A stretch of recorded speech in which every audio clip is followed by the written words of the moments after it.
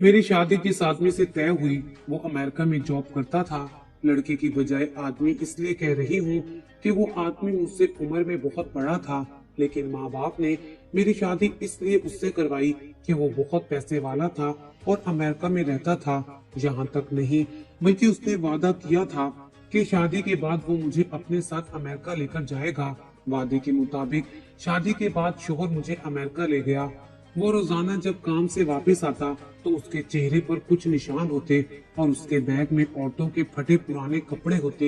एक दिन मैंने शोहर का पीछा किया तो शोहर जो काम कर रहा था वो देखकर मेरे कदमों तले से जमीन निकल गई, क्योंकि मेरा शोहर तो वहाँ। मैंने कभी ख्वाब में भी नहीं सोचा था कि मेरी किस्मत यूं बदल जाएगी और मेरा हर ख्वाब हकीकत में ढल जाएगा।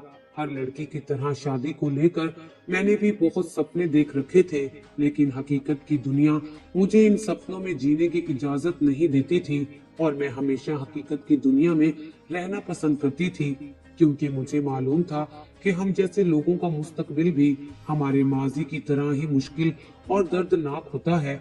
मुझे यकीन था कि मैं पूरी जिंदगी इन्हीं हालात में रहूंगी जिन हालात में मैं पैदा हुई थी, लेकिन मेरे अब्बा हमेशा यही कहते कि मेरी बेटी राज करेगी और इसके लिए एक शहजादा आएगा। और फिर मेरी जिंदगी में एक वक्त ऐसा आया जब मेरे बाप की सारी दुआएं कबूल हो गई और वो ख्वाब जिन्हें मैं देखने से डरती थी वो सब हकीकत का रूप धार गए। मेरा नाम मुनीबा है और मैं 18 साल की होने वाली थी। मैं बचपन से ही गरीबी देख रही थी और अपने माँ बाप समेत मैं भी गुर्बत से तंग आ चुकी थी। अच्छा खाना और पहनना तो जैसे हमारे नसीब में लिखा ही नहीं था। हम लोग छोटी छोटी चीजों के लिए तरसते रहते थे। वक्त के साथ मैं भी अब जवान हो गई थी, लेकिन हमारी कभी ख्वाहिशें पूरी नहीं हो सकी थी। अब्बा एक दिहाड़ीदार मजदूर थे और रोज के रोज जो कमाते उससे घर का सौदा भी मुश्किल से आता, क्योंकि हमारा घर भी किराए का था और अम्मा को रोज के पैसों में से ही पैसे निकाल कर अलग करके रखना पड़ते थे। जैसे ही मैं जवान हुई और मैंने देखा कि मेरा अब्बा सारी जिंदगी मजदूरी कर करके बूढ़ा हो गया है और उसकी कमर झुक गई है, तो मैंने भी अब्बा का साथ देने के लिए एक स्कूल में सफाई करने के लिए नौकरी कर ली।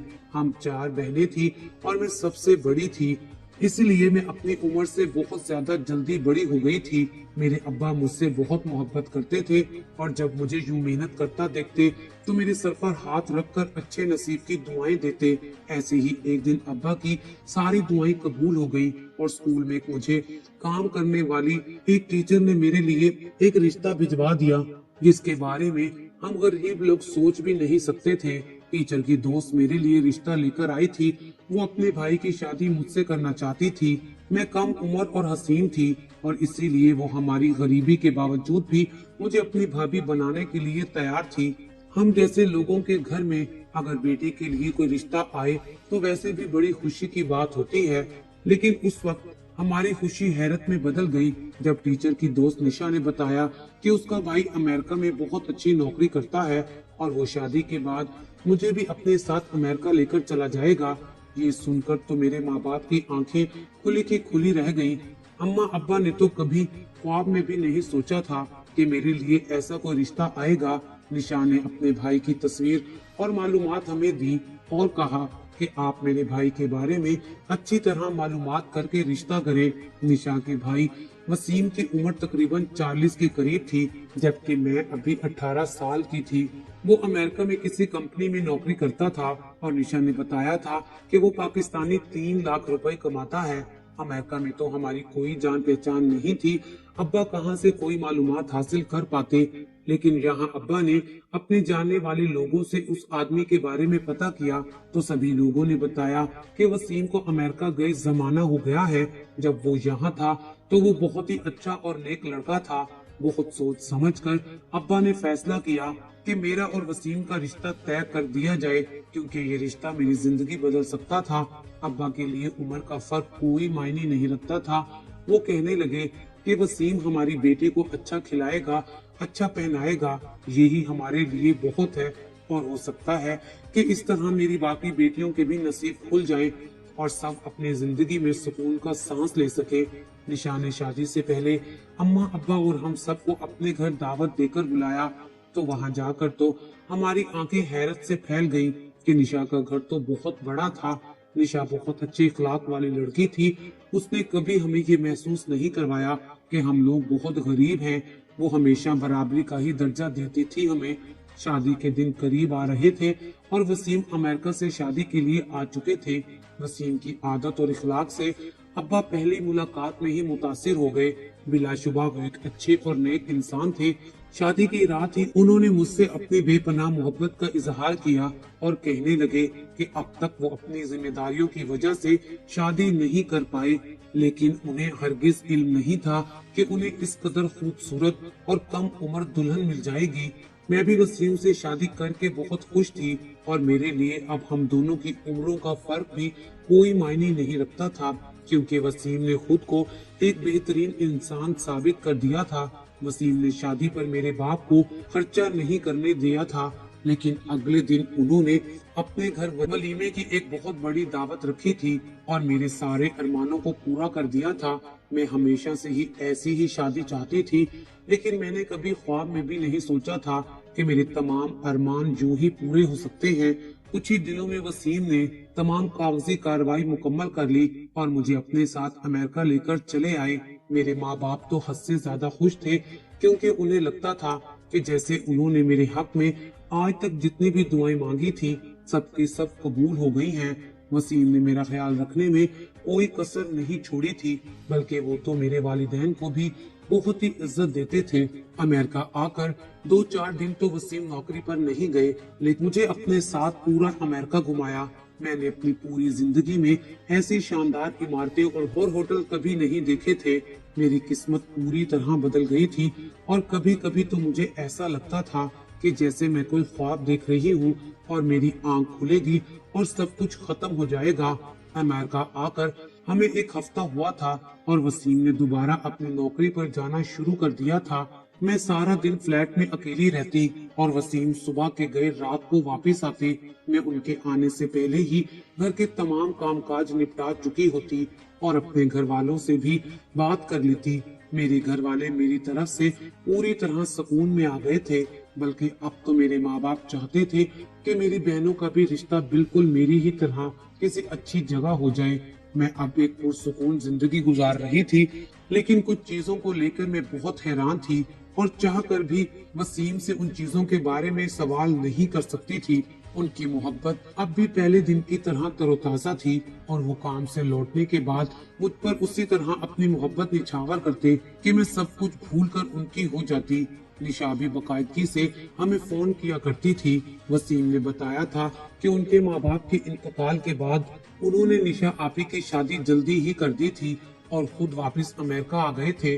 वो सालों पहले ही अमेरिका में रिहाइश पजीर थे। उन्होंने मुझे बताया था कि वो पहले भी अपनी जिंदगी में बहुत मुश्किल हालात देख चुके हैं और जब वो अमेरिका आए तो उनके हालात बदलते चले गए और अब उनके पास किसी चीज की कोई कमी नहीं है। मुझसे शादी से पहले वो तन्हाई का शिकार थे और मुझे पाने के बाद वो तन्हाई भी उनकी जिंदगी का हिस्सा ना रही। वसीम मेरे साथ बहुत खुश थे और मुझे भी उनमें ऐसी कोई कमी नजर नहीं आई थी कि जिसकी वजह से मैं उनसे कोई शिकायत करती।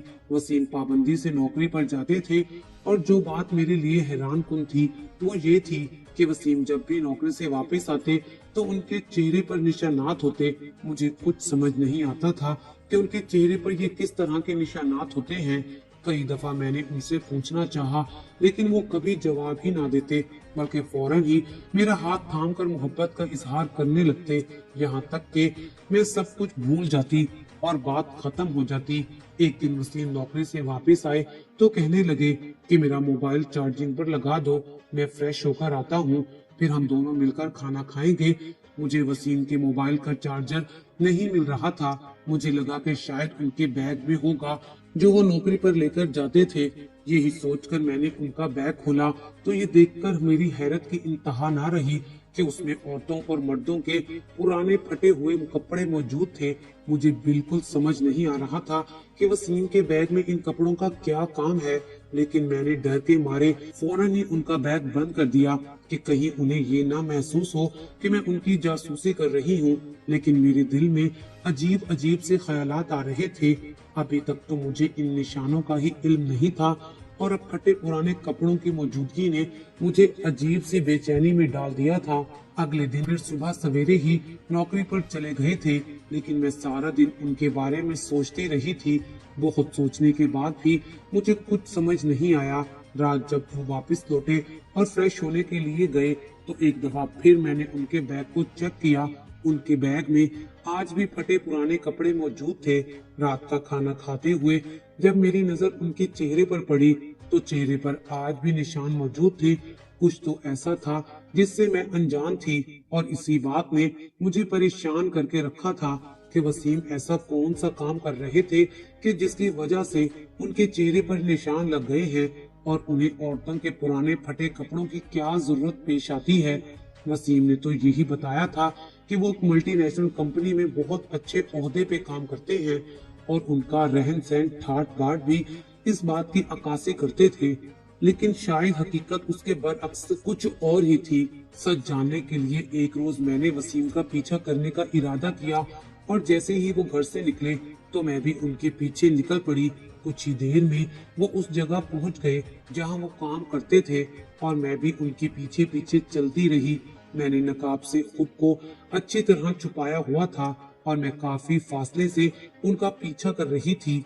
वसीम एक बहुत बड़ी सी इमारत में दाखिल हो गए। ये इमारत एक सुनसान से इलाके में थी और यहाँ पर ज्यादातर ज़ेरे तामीर इमारतें मौजूद थी। जिस इमारत में वो दाखिल हुए थे वो भी अभी तामीराती मरहाइल में थी। शायद वो यहाँ कंपनी के किसी काम से आए थे। मैं भी उनके पीछे पीछे कदम उठा रही थी, लेकिन हैरत की बात ये थी कि ये जगह खाली पड़ी हुई थी और यहाँ पर मुझे अंदर दाखिल होने से रोकने वाला भी कोई नहीं था। वसीम को मैंने अपनी मौजूदगी का बिल्कुल भी एहसास नहीं होने दिया था और फिर वसीम सीढ़ियां उतरते हुए बेसमेंट में पहुंच गए। मैंने भी डरते डरते उनके पीछे सीढ़ियों पर कदम रखने शुरू कर दिए और अंदर का मंजर देखकर मेरी जान निकल गई।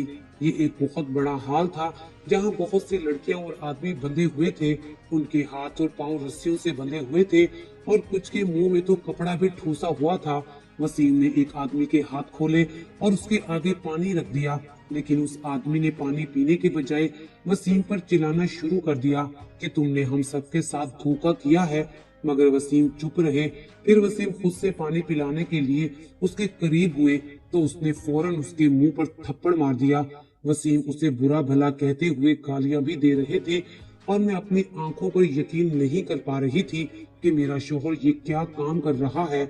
उसने बारी बारी उन सब आदमियों को पानी पिलाने की कोशिश की थी, लेकिन वो सभी पानी पीने की वजह से वसीम पर हमला करने की कोशिश करते और उनकी इसी कोशिश के नतीजे में वसीम के चेहरे पर भी उनके नाखून लग रहे थे। उस हाल में पहले से ही एक आदमी और दो औरतें मौजूद थीं जो शायद उन बंधे हुए आदमियों की निगरानी पर मामूर थे। वसीम उनसे खैरो खैरियत दरियाफ्त कर रहे थे कि रात भर इनके पीछे कोई हंगामा तो नहीं हुआ। वो आदमी वसीम को बता रहा था कि रात भर यहाँ कोई नहीं आया और वैसे भी इस वीराने में सिवाय इमारतों के काम करने वाले मजदूरों के और कोई भी नहीं आता। वसीम कह रहे थे कि उन आदमी को एक एक करके यहाँ से निकालना है। जब तक हम इन्हें आगे नहीं पहुँचा देते इन तमाम आदमियों का जिंदा रहना जरूरी है, इसलिए इन्हें पानी देते रहना। वसीम ने वहाँ मौजूद पहले वाले आदमी को इशारा किया तो उसने एक बंधे हुए आदमी का लिबास उसके जिस्म से अलग किया और वसीम को दे दिया, जिसे उन्होंने अपने बैग में डाल दिया और आदमी को दूसरे कपड़े पहना दिए जो मजदूरों जैसे थे। फिर वसीम के कहने पर औरत कुछ लड़कियों को कमरे में ले गई और उनके कपड़े भी तब्दील दिए गए।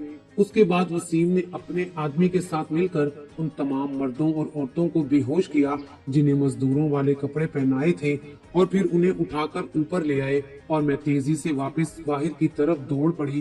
खौफ के मारे में थर थर कांप रही थी।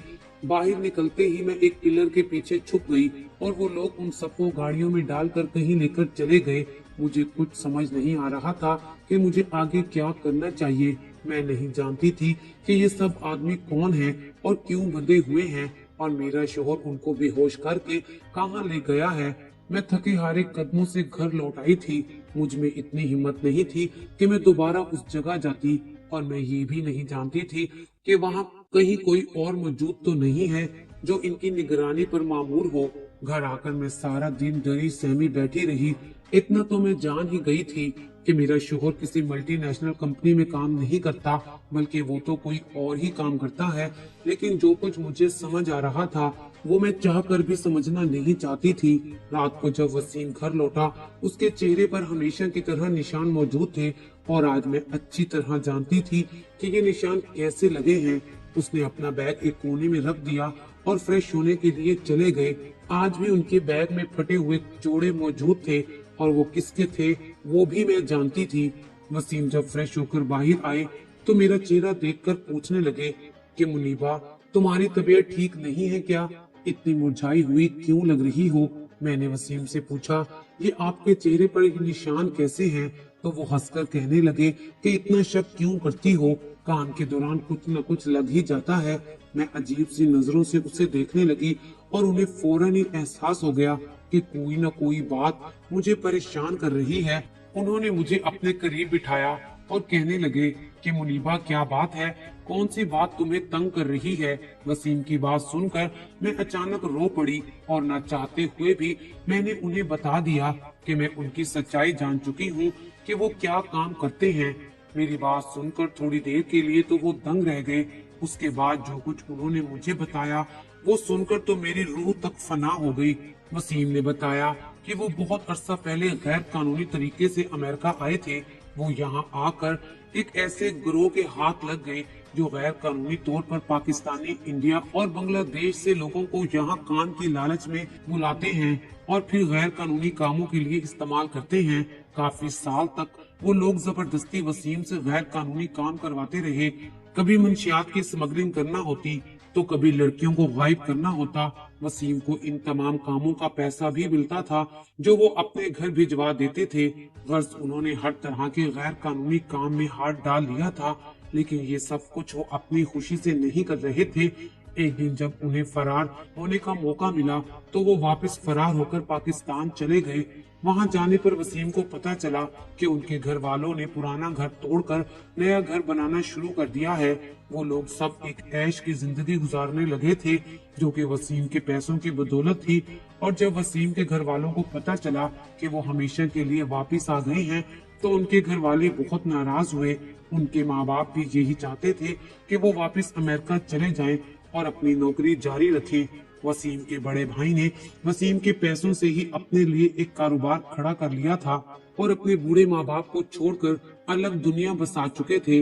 वसीम की बहन निशा की जिम्मेदारी अदा करना अभी बाकी थी, और जैसे ही वसीम की माँ को कैंसर हुआ तो मजबूरन उन्होंने ये फैसला किया कि वो वापस अमेरिका जाएंगे और फिर से काम शुरू कर देंगे। लेकिन दूसरी दफा उन्होंने यहाँ आकर एक होटल में नौकरी कर ली थी, लेकिन उस नौकरी में इतना पैसा नहीं था जितना उनके पुराने वाले काम में था, और अब उनके घर वालों को उनके पैसे की आदत हो गई थी और उनकी माँ के इलाज के भी काफी पैसे चाहिए थे।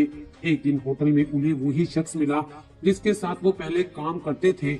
उसने वसीम को दोबारा अपने साथ काम करने की पेशकश की तो वसीम फौरन मान गए और यूं दोबारा गैर कानूनी कामों में मुलविस हो गए। दूसरे मुल्कों से जानबूझकर नौकरी का झांसा देकर आदमियों को बुलाया जाता और यहाँ लाकर उन्हें कैद कर दिया जाता। वसीम का काम आदमियों की निगरानी करना था और एक एक करके उन्हें आगे पहुँचाना था। ये काम पूरा गैर कानूनी था और इसे बहुत ही राजदारी से किया जा रहा था। जिस इलाके में उन आदमियों को रखा गया था वो बिल्कुल खाली था और वहाँ कोई आता जाता नहीं था। वसीम अब भी पार्ट टाइम एक होटल में नौकरी करते थे और उनकी वो नौकरी कानूनी थी जिसकी बिना पर वो यहाँ रिहाइश पजीर थे। वो कहने लगे कि उन्होंने अपनी माँ का इलाज तो करवा लिया, लेकिन कुदरत ने उनके माँ बाप की जिंदगी पहले ही तय कर रखी थी और इलाज के बावजूद भी उनकी माँ इंतकाल कर गई और फिर कुछ ही दिनों में उनके वालिद भी चल बसे। वसीम ने सोचा था कि माँ के इलाज के बाद वो दोबारा वापस पाकिस्तान चले जाएंगे, लेकिन अब पाकिस्तान जाने के लिए कोई वजह बाकी नहीं रही थी। उन्होंने अपनी बहन की शादी भी कर दी थी, इसलिए वसीम ने अमेरिका ना छोड़ा और अपना काम करते रहे। लेकिन निशा अब उन्हें तन्हा जिंदगी गुजारते नहीं देख सकती थी, इसलिए वो उनके पीछे गई कि वो शादी कर ले। और निशा ने खुद ही मुझे वसीम के लिए पसंद किया था। और वसीम कह रहे थे कि परदेश आकर पैसा कमाना बहुत ही मुश्किल काम है, लेकिन ये परदेशियों के घर वालों को बिल्कुल भी समझ नहीं आती। और जब किसी घर का कोई बेटा या भाई परदेश आता है तो उसके घर वाले एक अच्छी जिंदगी गुजारना शुरू कर देते हैं, लेकिन उस परदेसी की पूरी जिंदगी खत्म हो जाती है। वसीम के साथ भी ऐसा ही हुआ था। वसीम अपने हिस्से की कहानी सुनाकर खामोश हो गए थे और मेरी आंखों से आंसू जारी थे। ये सोचकर ही मैं कांप उठी थी कि मेरा शोहर इस कदर गैर कानूनी काम में मुलविस रहा है। मेरा ताल्लुक गरीब घराने से जरूर था, लेकिन मैंने सारी जिंदगी अपने माँ बाप की मजदूरी की हलाल कमाई खाई थी। मैंने उनका हाथ थाम कर उनसे कहा कि मैं हलाल की कमाई खाना चाहती हूँ, मुझे आपकी ये कमाई कबूल नहीं है। हम वापस पाकिस्तान चले जाते हैं और वहाँ जाकर आप कोई भी नौकरी कर लीजिएगा। मैं जिंदगी भर कभी आपसे कोई शिकायत नहीं करूंगी, लेकिन मैं ये कभी नहीं चाहूंगी कि हम और हमारी औलाद हराम के निवाले खाएं। मेरी बात सुनकर वसीम की आंखों में भी आंसू आ गए थे और वो कहने लगे कि उन्हें मुझसे हरगिज भी इस बात की तवक्का नहीं थी कि मैं उन्हें वापस चलने का कहूंगी। वसीम कह रहे थे कि वो किसी न किसी बहाने से यहाँ से निकलने के लिए राजी हैं, बस कुछ वक्त इंतजार करना होगा और फिर हम वापस अपने मुल्क चले जाएंगे। उसके बाद उन्होंने अपने बैग से वो जोड़े निकाल कर उसके छोटे छोटे टुकड़े करके कचरे में डाल फेंके थे। 1 महीने के बाद ही हम सब कुछ छोड़कर पाकिस्तान वापस आ गए। यहाँ एक मुश्किल जिंदगी हमारी मुंतजिर थी, लेकिन मुझे इस बात का सुकून था कि वसीम अब किसी गलत रास्ते के मुसाफिर नहीं रहे हैं। हम अपने प्यारों को कुछ पैसों की लालच में परदेश भेज तो देते हैं, लेकिन हम ये नहीं जानते कि हमारे प्यारे वहाँ दिन रात कैसे कैसे मुश्किलात से लड़ रहे होते हैं। इसलिए अपने प्यारों का एहसास कीजिए। आज मैं और वसीम एक हंसी खुशी जिंदगी गुजार रहे हैं।